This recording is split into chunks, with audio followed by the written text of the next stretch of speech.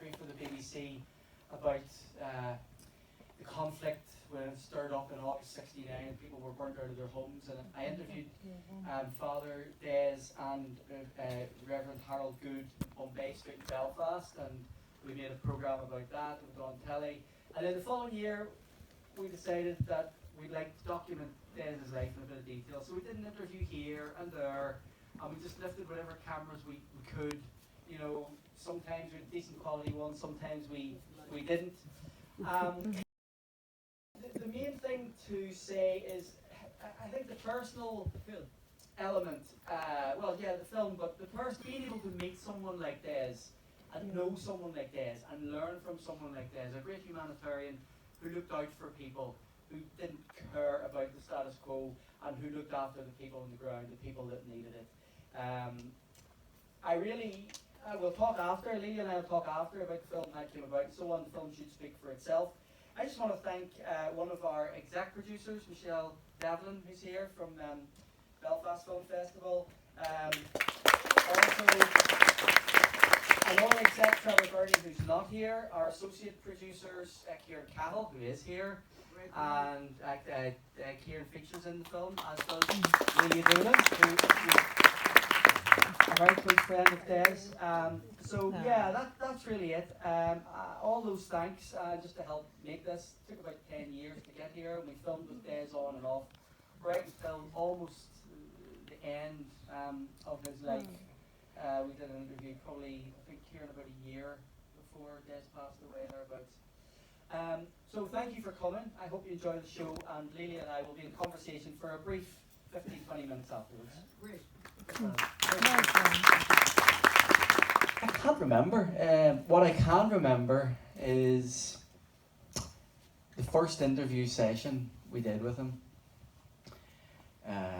Took about 2 hours, and then that was maybe, I don't know, a quarter of the questions or less. Yeah, that's the heart of the whole thing, I think, isn't it?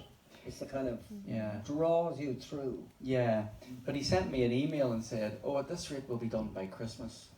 Of course, what he didn't realise was that we were going off and working on other documentaries or filming something for somebody else. So it would be maybe a few months later or the next year. So between the first interview and the stuff you saw of him talking in Donegal, maybe a bulk of it might have been done over 2-3 years, say 2011, 12, 13. But I think he said yes because, and you'll know this, Lelia, he sees the value of keeping records of things and perspectives on things. And even I remember you talking to him about the letters with Bishop Philbin and the acrimony and the ill feeling and everything else. And he said, if the two perspectives are recorded, they're there, and people in the future can look at them and make a decision. Yes, you're very kind about that particular period, I have to say. And you pull a few punches here and there. I think it was a wicked and a dreadful thing that was done to him. I was in Belfast. I lived in Belfast in the 70s for a few years, about four and a half years. And I had known Des at that time. And that was a most cruel time. It really was the church wreaking its havoc upon what Jesus Christ, to my mind, would have absolutely gone along with in every respect. I agree with you. I mean, Jesus Christ is a complete and utter, what we have grown to know as a socialist, you know, and the work he did and the revolutionary work he did and the way Des taught the works of Jesus. But I think your point about that is Des in his own words speaking about it and knowing Des that he often didn't want to be too inflammatory about things. Now often he did. Well, he did. Often he did. But as we asked the questions and put them to him, that's kind of the way it came out, you know. Yeah. And then we went back and got a lot of the clippings and things to. I must say, all the archive material is wonderful. How did you manage to source all of that? Illegally. The only way to do it. Yeah, you didn't keep that secret, Bruce, please. We just ripped it off the screen in many cases. Friends would give us DVDs and people we know.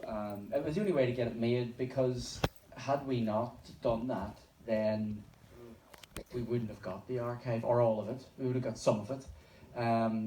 And some of it we did source, you know, through the proper channels. Like I went down to RTE and sought stuff out, and to the BBC and sought stuff out. And Did you pay them for it?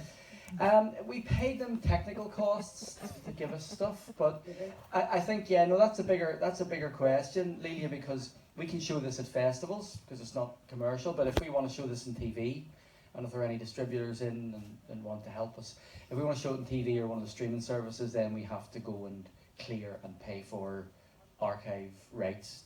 Sooner or later, yeah. No, I think this is an absolute disgrace, but let's not get bogged down on this, because we'd agree. I think, you know, people's theatre is one area, and people's filmmaking is what you've got to keep going with, frankly, and archive material, which is the property. Bernadette Devlin couldn't understand why she didn't own all the material that referred to her, and God knows why not, but she doesn't. Anyway, that's by the way.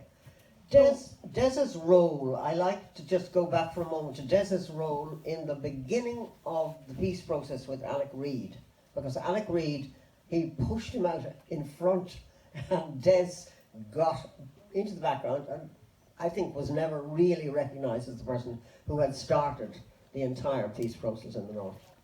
Yes, and we might bring Kieran in on this from the floor, Kieran Cahill, who you saw in the film. Kieran and I did an interview with Des, let's say, a year before he passed on, thereabouts, and we tried to pin him down on the details of his involvement behind the scenes, working with Alec Reid, meeting with Irish government people, meeting with some of the other people that were mentioned in the film.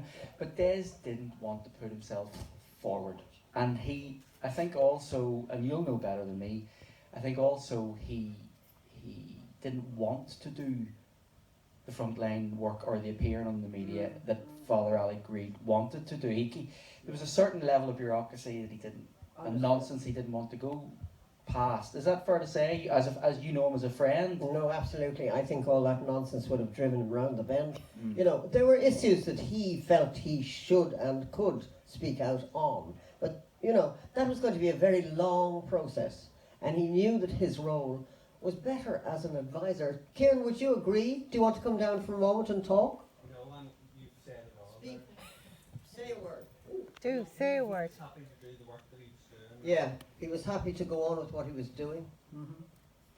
But as you say, it was important for him to speak out there like he did when Bobby Sands died, for example. Absolutely. And everybody was Yes. outraged Yes, at yes, the that behaviour of the British and Yes. Thatcher and everything else, you Yeah. know. Yeah. And like, as a friend, do you mind if we kind of go into Des the person from your perspective? No, let's go on with you. Okay. You. I'm just aware Yeah. we've only got Yeah. 20 minutes or so. No, But yes, okay. No, and people, if you want to come in, please do and ask or make a comment or whatever. Please. What I am very impressed and pleased about is the sense of wholeness that you brought to this, and the sense of Des as a person. Now, I have to admit that there is kindness here that sometimes was not available to people. I mean, Des's outrage at the way in which people lived and his loving kindness to everybody, I think comes through, and I really have to compliment you on that. Your own impressions of Des as you went through it, I think, are important. What were your own feelings? I think it's just, I think I may have said it at the start, it's just a feeling of being honoured to be in the presence of and get to know someone like Des. I mean, I'm speaking to family or friends or whatever, often say that the amount of things that I have learned, I mean, putting this film together and editing it and researching it was nearly like doing a PhD in the work and teachings of Des. I mean, I learned a lot about life and about the way Des lived and what influenced him. Well, you've certainly conveyed it, I think, beautifully. And actually what Eilish said, Eilish Rooney, who was one of the co-producers of the film, she said you learned more by being there than, you know, a whole lot of conventional education, let's put it that way. Absolutely. Yeah, and that was the great quality of people who were lucky enough, actually, to be in and around Spring Hill at that time. They had an opening into 40,000 different ways of looking at the world. And, I mean, one of the things I miss a little bit in the film is his mischievousness. He was one of the funniest people you could come across. He used to write stuff for the People's Theatre, comedy. Some of it was hilarious. I remember he used to say, he's been remanded in custard. And there was no one, yeah, OBE. What does OBE stand for? Owl bloody Egypt.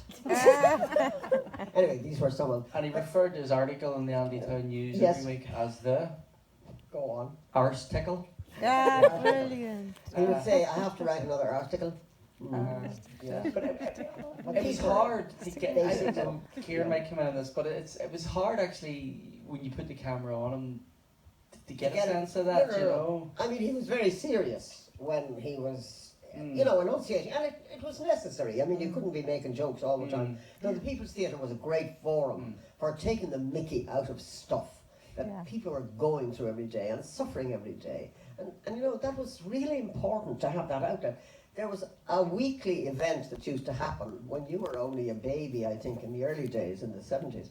And that was called Come and Grumble. And every Thursday or Wednesday night, you could have Come and Grumble. People would come and grumble. And somebody might start the thing off who came perhaps from a political party, could be a unionist, loyalist, any kind of philosophical, non-philosophical, comedy, silly person. And they would lead into a whole session and people would sit around and talk. Like Des talks about the way the women never stopped from the moment they got into the car to the moment they left Donegal, which was a great bolt hole for people. It was a great get away from the narrowness of the streets and, you know, all of that privation and all those difficulties that people went through. I mean, it was a time that happily we in the South didn't really understand. We didn't really know how bad things were, how difficult life was. He did. And the great quality that he had was resilience, funniness, humour, and a clear mind, you know, and a clear, loving heart. That was the great thing. And what about, so tell us when you first met. Des, tell us about that, when you first came to Belfast.